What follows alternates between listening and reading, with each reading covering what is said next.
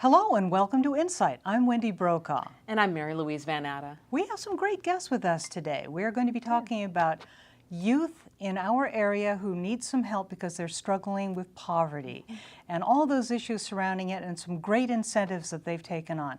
Would you please welcome Cyndi Astley, who is the Deputy Director of the Community Action Agency. Yeah, hi. Hi, and the Tricia Ratliff. Hi, Tricia. Hi. And you are the program director for a great program within that agency, which is called Home, Youth, and Resource Center. Yeah.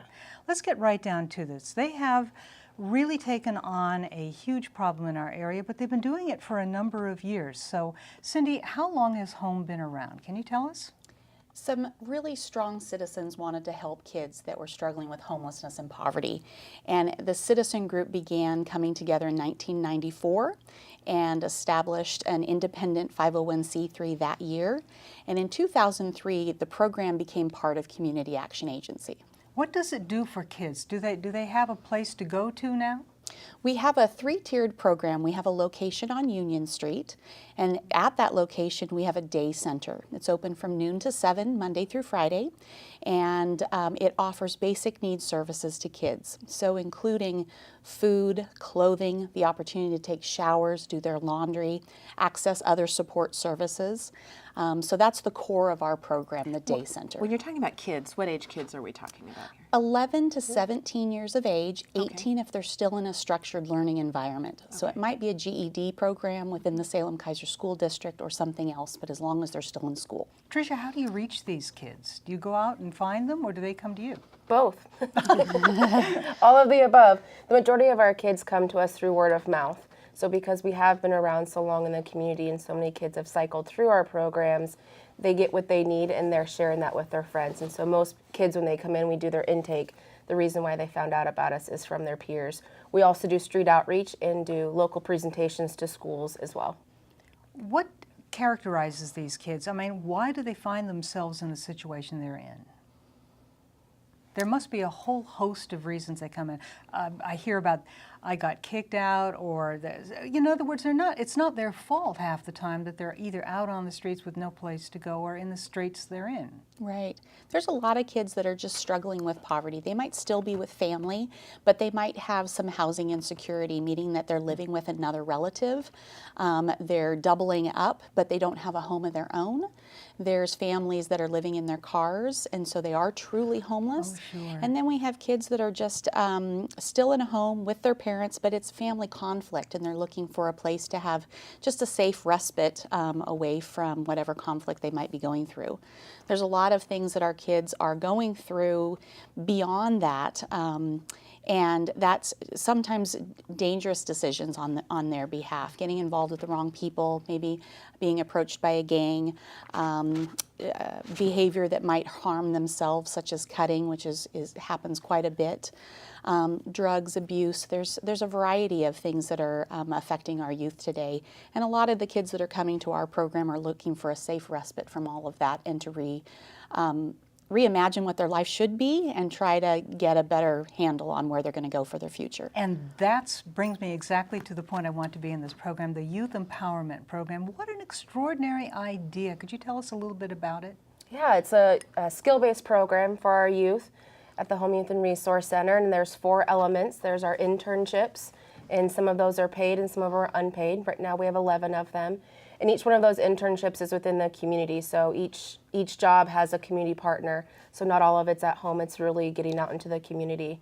So with that, we give the youth financial literacy because they're getting paid for their work and their experience. And so we partner with MAPS Credit Union, so all the youth will get a checking and a savings account, and then we teach them how to be smart with their money and how to manage that and get a positive relationship with money from the get-go. I'd like to concentrate on one of those programs that's right across the street from your Union Street home place, and that is the Culinary Cafe. And we took a little bit of a video there, and it shows how the students there got a hold of some skills, and even one of them got a job from it. Let's take a look at that video. That's a great video. Yeah. Let's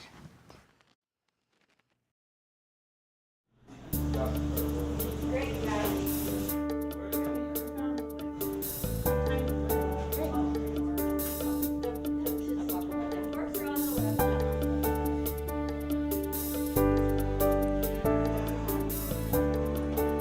They come at 3, and at 4:30 we have to serve a meal to their peers. The sous chef student plans the menu with me, and then he's in charge or she's in charge of the meal for that evening. Probably the hardest skill is staying busy and giving the employer that full hour's worth of effort. So it's the kids who stay busy that entire time that are going to be successful. They make it in a way so we'll all understand, and like they break it down really easy and very forward with it, and so it makes us more makes it easy for us to pay attention, easier for us to focus and get things done. Ever since I was young, my grandfather has been teaching me how to cook, and if I like cooking, then I'll probably just do it for the rest of my life. The training I've gotten has really set me up for other jobs. That's getting set up to be working at a place called Raffins. What really impressed us about Anthony was that he had good work ethic and he wanted to work hard, and that's something that he learned by being part of the culinary program with Home. It made it easier for us because he could come in and he already had an idea of what he had to do to be successful here. This is such a good investment. Whenever you have children, young people who want to improve themselves, especially with the goal of getting a job and keeping it, that has got to be the best investment ever.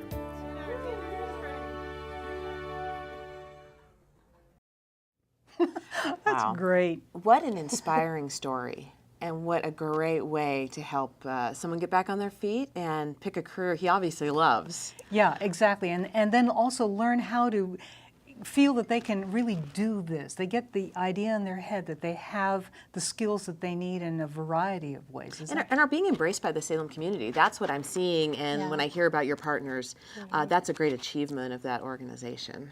Absolutely. We don't just want to give the youth the work experience, the tangible experience to get a job and keep it.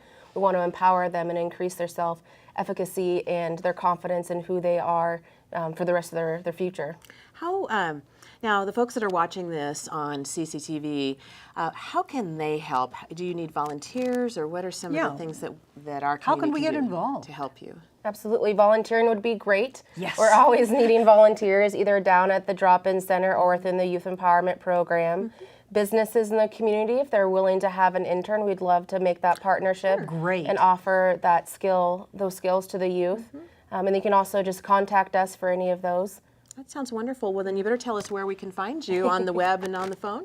Absolutely. Our website is mycommunityaction.org. mycommunityaction.org. Yes. Got it. And then our phone number is 503-391-6428. Okay, we're going to have that right on display for everyone to see, and so I hope you all got that. So you Absolutely. can help volunteer. One with this quick great thing, we program. have just a moment left.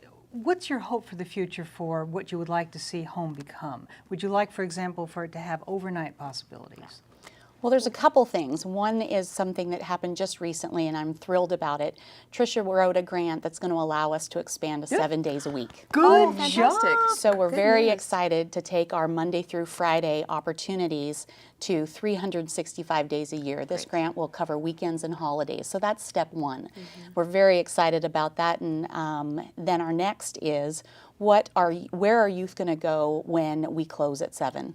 And a lot of services close at some point during the day. So what are we going to do in that evening hour? So an overnight emergency shelter is definitely something that we would like to pursue. Well, I hope that that comes true for you and for the kids in our community that are And- obviously benefiting from what And when you're they come back, offering. maybe we'll have that kind of good news. Yes. You can share with we'll have us, to so. update everybody on that. Thank you Yeah. so much for Thank being you our for guest coming today. I really our show. appreciate Thank that. you for the Love that invitation. little video. It's reassuring to know that there are people out there working to make it happen for these kids. And thank you for joining us today on InSight. And we'll see you next time.